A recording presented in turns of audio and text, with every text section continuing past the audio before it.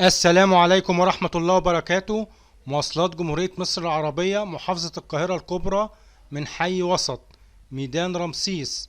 لو عاوز تروح من أمام مسجد الفتح في رمسيس إلى مساكن شيراتون هتركب إيه؟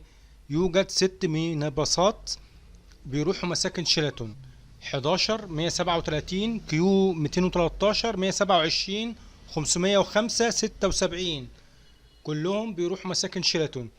وفي 3 منهم بيمشي: رمسيس، غمرة، الدمرداش، العباسية، جامعة عين شمس، الخليفة المأمون، روكسي، وبيطلع على الميرلاند، المحكمة، الحجاز، مساكن شيراتون. 3 منهم، و3 تانيين بيمشوا: رمسيس، غمرة، الدمرداش، عباسية، جامعة عين شمس، الخليفة المأمون، مساكن الخليفة المأمون، روكسي، ويخشوا على شارع الأهرام، سفير، ويخشوا على صلاح الدين.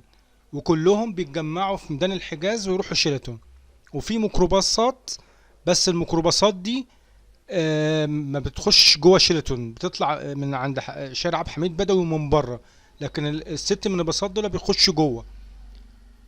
شكرا والى اللقاء. لو عجبكم الفيديو ما تنسوناش بلايك وشير.